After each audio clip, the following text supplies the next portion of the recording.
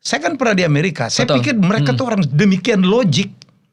Tapi urusan satu itu kok kayak buta gitu loh. Nah itu dia Mas. Jadi ketika aku jadi berpikir begini, aku mulai meragukan orang Amerika itu punya intelijensia bagus semenjak Joe Biden terpilih jadi presiden.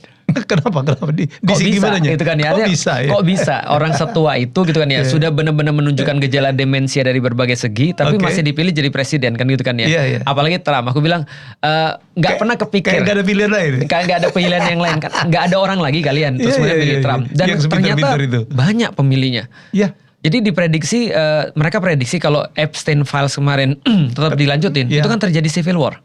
Maka mungkin salah satu supaya nggak terjadi civil war dia harus bikin perang Iran. Pengalian isu kah? Pengalian isu menurutku sih. Salah satunya mungkin ya, walaupun kita nggak bisa memastikan. Tapi ada yang menarik Mas. Jadi gini, bayangin ya, tadi kan kita berbicara tentang Islam yang seolah-olah ekspansif dan segala macam.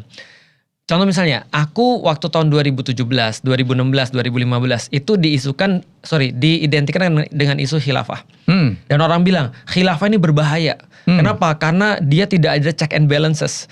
Dia terus kemudian berkuasa selama-lamanya. Dia pokoknya apapun yang dia mau harus diterapkan dan kekuasaannya begitu besar sampai nggak ada yang berani untuk menantang. Ternyata khilafah itu sekarang sudah ada.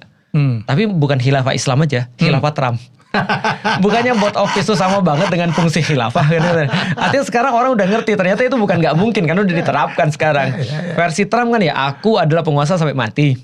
Ya kan ya, apa yang aku mau boleh aku buat gitu kan ya. Check and balances, mana ada check and balances.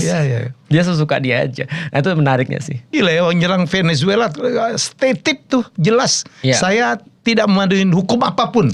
Orang di negara ini kalau hukum sudah tidak dihormatin mau apa kita? Iya makanya above the law kan dia bilang kan.